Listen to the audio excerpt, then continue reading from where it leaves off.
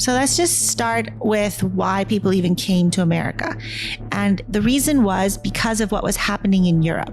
The Bible says that seas represents peoples, nations, tongues, and that was a populated area, and that was Europe.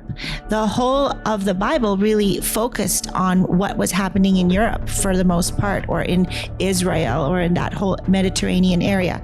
And now comes on the scene a new nation in an unpopulated area represented by the earth, and we know about that because we were looking at that in Revelation 13. But these pilgrims who came were trying to escape something. They were trying to escape the tyranny of the Dark Ages. And the papacy had been ruling in Europe for 1260 years, according to Bible prophecy, from 538 until 1798. And during that period of time, there were a lot of terrible things that happened. People were killed, people were oppressed, people were persecuted, and for various things, including the Sabbath, including baptism, including Mass, including many other things as well. And we know about the Waldenses who were persecuted, the Huguenots who were forced out of France and went to South Africa. And so a lot of people were leaving this place. They wanted a place where they could have freedom of conscience to worship as they wished. And liberty of conscience was very dear to these people. That's a very important point, because a lot of people don't realize why America was founded the way that it is. It's because they were fleeing religious persecution, because there was a church-state structure where the church was controlling the state and wouldn't allow any other views but the one. Right. And this is the main reason why everybody left Europe and went to America. That's right. And this is talked about a little bit on our slide here. The population of America began when pilgrims sought refuge from the tyranny of the papacy in Europe. The first pilgrims landed on the shores of Plymouth in the Mayflower. They were devoutly Christian, and slowly they set up Christian settlements. Sometimes they demonstrated the same bigotry and persecution of the church they had fled. They had not learned from the past, but when the Constitution was founded, the intent was to create freedom of conscience as an inalienable right. That's right. And this is actually a replica of the Mayflower 2, a picture we took when we were on our trip to New England last year. And adding to that, if we read the Great Controversy, page 296, paragraph 3, this is speaking of the pilgrims. It says, the Bible was held as the foundation of faith, the source of wisdom, and the charter of liberty. Its principles were diligently taught in the home, in the school, and in the church, and its fruits were manifest in thrift, intelligence, purity, and temperance. One might be for years a dweller in the Puritan settlement and not see a drunkard or hear an oath or meet a beggar. It was demonstrated that the principles of the Bible are the surest safeguards of national greatness. The feeble and isolated colonies grew to a confederation of powerful states, and the world marked with wonder the peace and prosperity of a church without a pope and a state without a king. So I find a lot of points here really fascinating. It brings out that you can be living in some of these villages for years and you don't see a drunkard, nobody's swearing, you don't see any beggars or homeless people. And this is because of the Christian principles that were in the nation.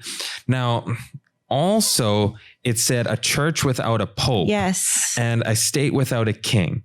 And this is a really important thing, because our shift right now that everybody's talking about, the new king, right? Yes. And we need to be in control of the church and the state, or the church needs to be in control of the state. That's exactly opposite of what we're seeing here. And this scenario is like night and day to what we see in America right now. You're right. And we think going farther from this is the way to fix it. So I just find that very interesting. Good point. And I also think it's fascinating that like she says here at the opening part, its principles were diligently taught in the home, in the school, and in the church. Yes. Now, actually, that's the opposite of what we see today regarding the Christian nationalists and different things like that, because they're not pushing for the Bible to be taught in the home. Mm-hmm. Now, maybe in some instances they want to force things in the school, but Right.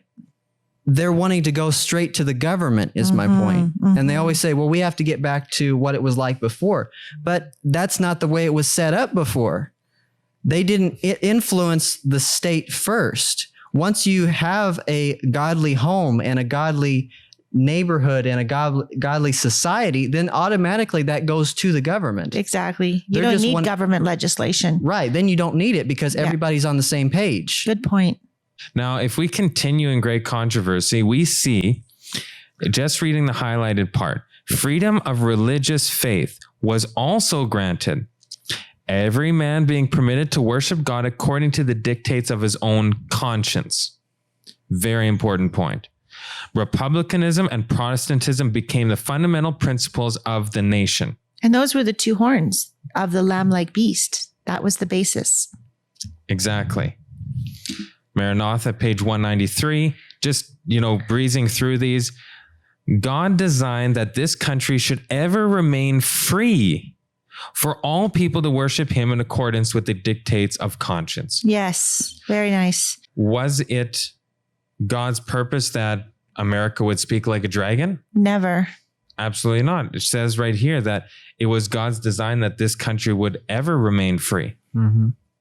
And, we skipped the first sentence, but let's just go to it because it says the Lord has done more for the United States than for any other country upon which the sun shines. That's pretty amazing. So God was really he created this country to be an asylum for those people who were fleeing, who wanted freedom of conscience. And so it did start on very pure principles.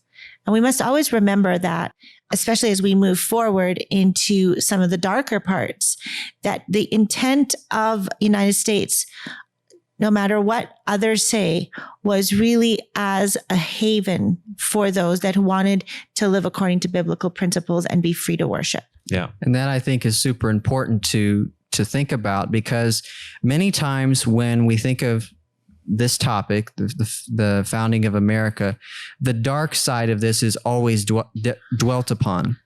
Everybody talks about, the secret societies and the Freemasons and all these players. And yes, that influence is there. We're not saying it's not. And we're going to talk about it later. Yes, we'll talk about that later. But there are two sides to this.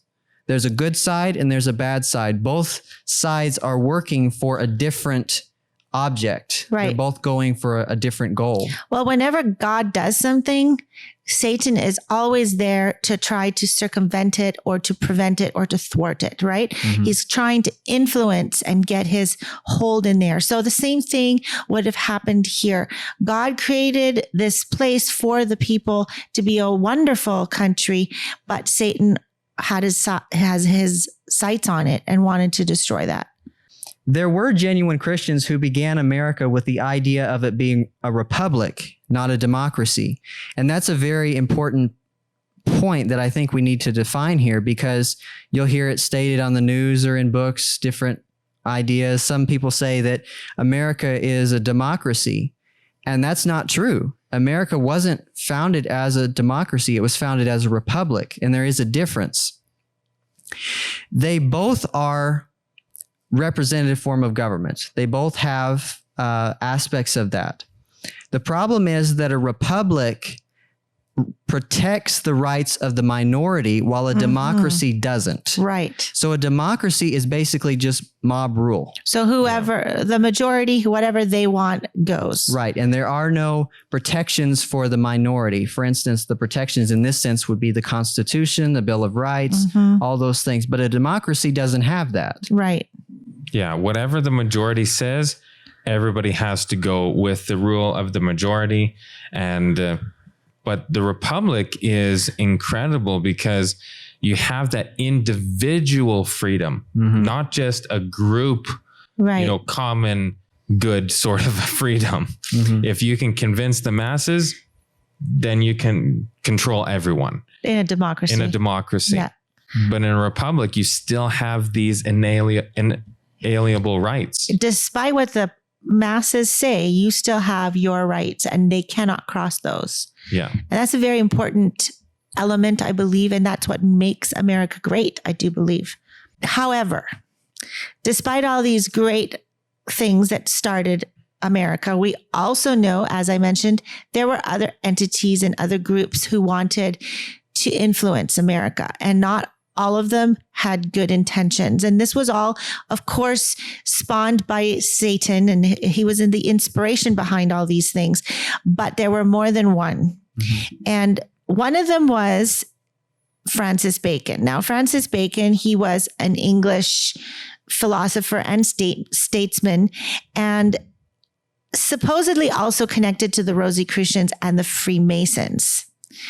And he had an idea that he wanted to build a utopia out of America. Now it was hardly surprising then that he really focused on America, because this was a new world, a new place for him to build his dreams. And this new Atlantis concept of America. Yes, yes. And of course, it was heavily influenced by the Rosicrucians and the Freemasons that he was a part of. Now, he authored a book called The New Atlantis. And he wrote in there, the end of our foundation is the knowledge of causes and secret motions of things. Well, that's very cryptic. And the enlarging of the bounds of the human empire to the affecting of all things possible. So he's wanting to expand. There's an expansionism element to this. And he wants to now create basically a golden age out of this new world. Sounds a lot like what Trump is trying to do with America right now. Yes. This whole idea of the golden age and issues like making Canada the 51st state. Mm-hmm. And then you have Greenland and other ones renaming the Gulf of Mexico, the Gulf of America. This whole idea of expansionism and creating this, we could call it a new Atlantis. We could call it that, because as we see here in this quote, and this is actually quoting from Plato speaking about Atlantis. It says, now Atlas, and that was Poseidon's son through Cleito, had a numerous and honorable family, and they retained the kingdom, the eldest son handing it on to his eldest for many generations. And they had such an amount of wealth as was never before possessed by kings and potentates, and is not likely ever to be again. And they were furnished with everything which they needed, both in the city and country. So this idea of wealth and prosperity, the centralizing of wealth, and creating this environment where prosperity was... Everybody has what they need. Right. This peace and safety sort of idea. I believe there was also some invention that was a part of his plans as well, creating new technologies, new ways of doing things as well. Now, the Catholics were another group that set their sights on America, and not for good reason. They were not happy at all about the formation of America, because it was the bastion of religious liberty, and they hate religious liberty. We took a look at that in the last episode, but we're going to look at some of that again a little bit more deeper.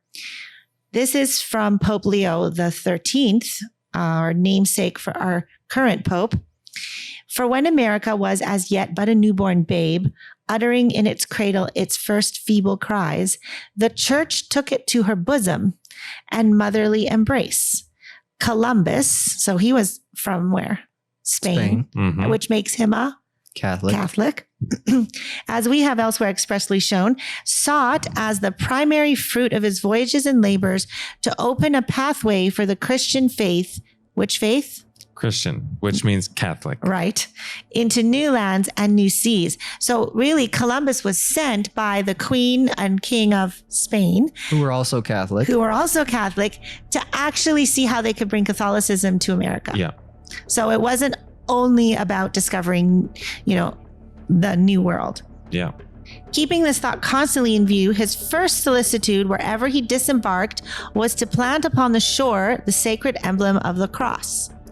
Wherever, like as the Ark of Noah surmounting the overflowing waters, bore the seed of Israel together with the remnants of the human race, even thus did the barks launched by Columbus upon the ocean carry into regions beyond the seas, as well the germs of mighty states as the principles of the Catholic religion.